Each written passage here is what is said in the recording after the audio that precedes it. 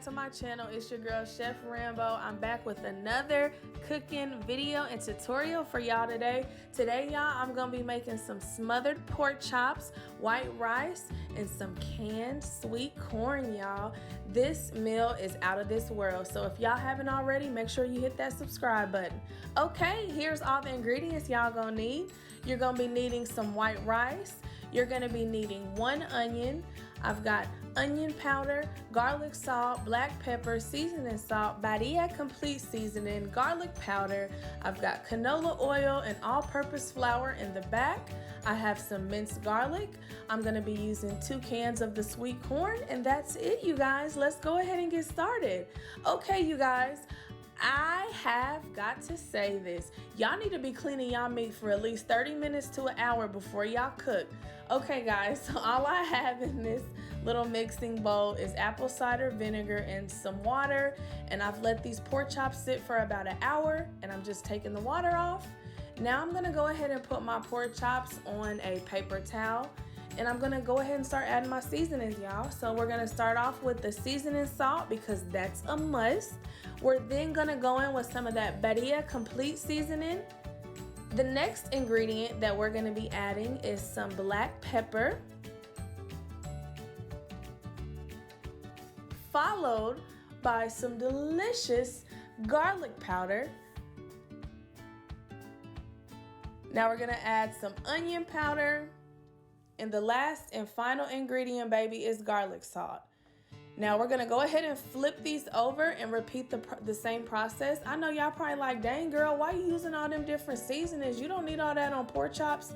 So because I'm using so many different seasonings on the pork chops, you guys, I'm not gonna put no seasonings in my gravy. When I make my gravy, I'm gonna add milk, I'm gonna add flour, but I'm not gonna put any seasonings in my gravy, you guys. The seasoning is already gonna be coming from the pork chop. So we do not need to be adding any more seasonings to the gravy if you use the ingredients that I'm using right now, you guys. We do not want our gravy to be too salty, and then we just end up with a salty mess, y'all. So I just want to let that be known. Now we're gonna go ahead and start working on our breading. We got 3 cups of all-purpose flour. So all I'm doing, y'all, is just using my little measuring cup, and I'm putting in 3 cups of flour. I'm gonna sprinkle in just a little bit of the Mrs. Dash garlic and herb seasoning, and now I'm gonna use my whisk to give it a nice good stir. And like I said, because we season them pork chops so good, baby, we don't have to be putting seasoning salt, garlic powder, onion powder into our flour, okay? This is perfect and this is good enough. So all we finna do is just get this bad boy covered. We wanna put as much flour on this pork chop as possible because the more flour, the crispier it gets, the better it tastes. So all we're doing is just completing that process. And I ended up using 4 pork chops. If you guys are using a smaller skillet or pan, you probably want to use about 2 or 3. The pan that I was using was pretty big, so I ended up using 4 pork chops. So all I'm doing is just getting them babies ready for that oil, and I'm finna put them on down in there so they can get all sexy and beautiful, okay? All right, so like I said, I'm using 4. So that's what I'm putting down, 4 pork chops. And I don't know if I told you guys in the beginning, but I am using boneless pork chops. I am not using bone-in pork chops. I prefer to use bone-in. I just did not have any in my fridge. So you guys are more than welcome to use bone-in pork chops. But today for my video, I just so happen to use boneless. I should have said that earlier, but I'm just now saying it because it just now came on my mind. Okay, you guys, so we let these pork chops cook for about 10 minutes, and they are nice and golden brown and they look beautiful. So now we are gonna go ahead and give them a flip, and we are gonna let these cook for 10 more minutes, okay? So we're gonna let them cook for 10 minutes, and then we're gonna let them cook for 10 more minutes. Okay, you guys, now I'm gonna go ahead and add my rice to my water. It's come to a nice boil, and like I said, I am making this meal for my entire family, which consists of 5 people. So I actually ended up using 2.5 cups of rice. You guys can use a cup or you can use a cup and a half. whatever your preference. Okay, now I'm gonna take my can opener and I'm gonna go ahead and get my corn opened. Y'all like my nails? Y'all like my nails? My nails finally done, y'all. Okay, so I got these opened and now I'm gonna put them into my little pan. And I know that I'm using canned corn, but you guys can definitely use fresh, frozen, whatever you want to use.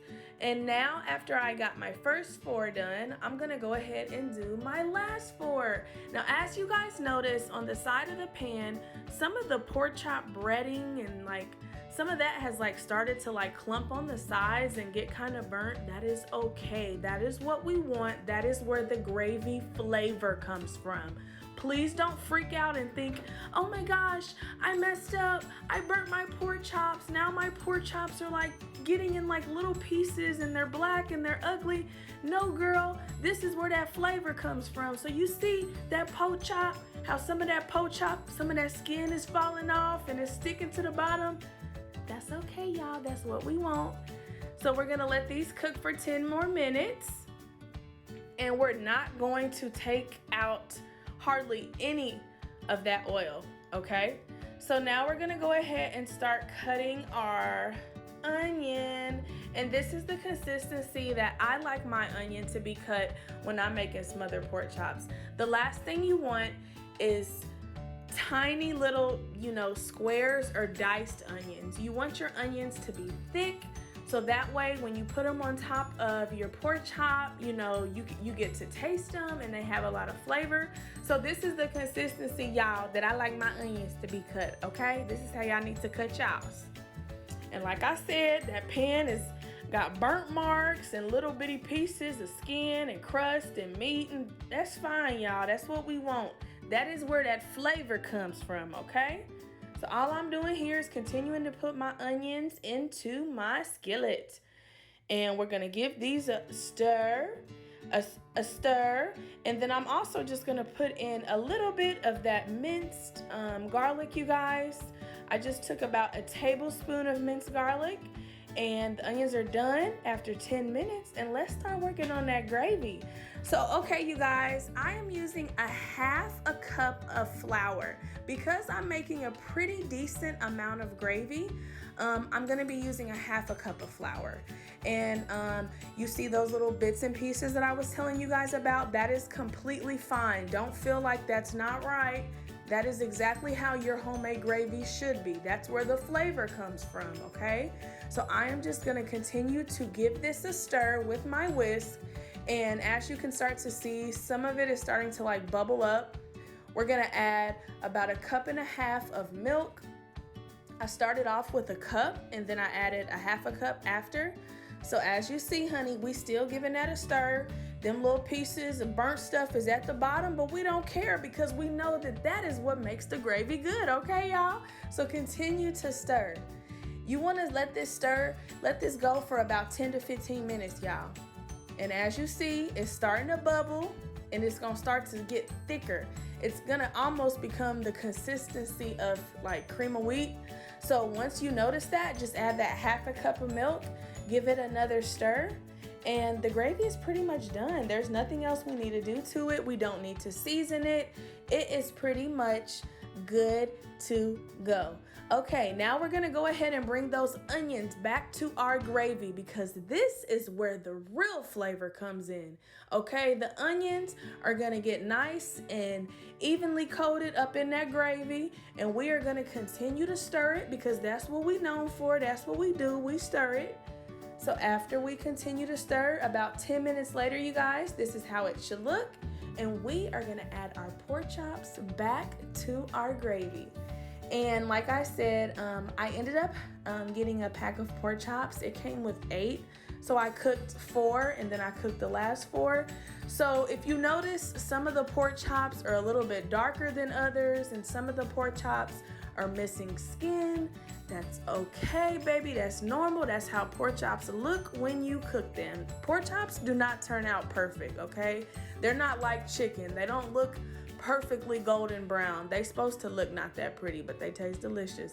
Okay, guys, so after 10 minutes, you're gonna flip them over And that's it. That's how your smothered pork chops and your homemade gravy should look, you guys. This by far was my favorite smothered pork chops with onions and gravy I've ever had in my entire life.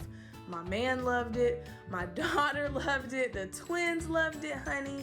It was so good. And you know I had to put a little bit of that parsley on top to be fancy, because you know I be swearing I'm fancy. So now I'm gonna go ahead and start making my boyfriend's plate. I'm gonna take 2 scoops of rice, and I'm gonna do 2 of those pork chops with that delicious onion gravy. I'm just gonna go in and add some more onions, some more gravy. Oh my gosh, that looks so good. Tell me that don't look good though. Tell me that do not look good. Okay, you guys, now I'm gonna go ahead and add some of that canned sweet corn. The corn balances out the smothered pork chops so good. It is like, this is like the perfect meal, you guys. So I'm telling y'all, please, please, please make this at home. And if you guys haven't already, make sure you hit that subscribe button, you like, you comment, and you share, okay? Ramil, how was it? Delicious. Ramir, how was it? Amazing. Thank you guys so much for watching. Until next time.